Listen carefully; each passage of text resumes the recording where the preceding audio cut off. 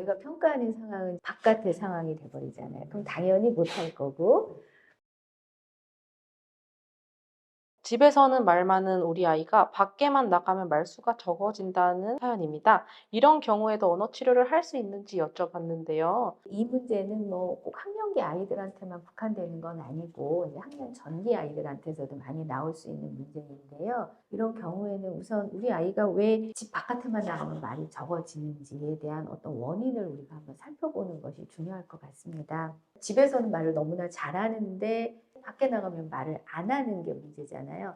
그랬을 때는 우리 아이가 혹시 낯선 사람이나 낯선 환경에 대한 어떤 적응 문제가 있는지를 먼저 살펴보아야 할 것 같습니다. 새로운 사람이나 새로운 환경에서 아이가 상호작용을 편안하게 할 수 있는 여러 가지 경험을 많이 제공하는 것이 중요할 것 같고, 치료실에서도 그런 부분을 감안해서 언어 치료가 이루어지면 좋을 것 같습니다.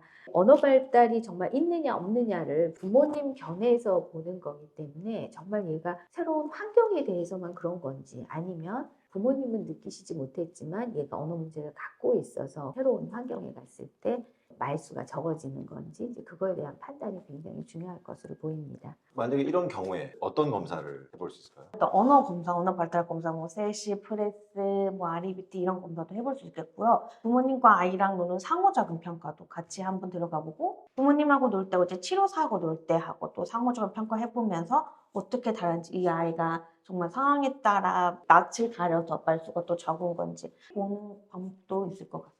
제 생각에는 집에서는 부모님과 대화를 할 때는 좀 부담이 덜한데, 만약에 발음이 좀 안 좋거나 목소리에 대한 자신감이 없는 경우에 실제로 나갔을 때 이런 자신감이 없는 것 때문에 말수가 줄 수도 있거든요. 그런 것들이 좀 정확하게 평가가 돼야지 발음이라던가 또 언어 발달, 발성에 대한 평가도 중요하지 않을까라는 생각이 좀 들긴 하네요. 집에서는 잘하는데 밖에 나오면 안 하는 거잖아요.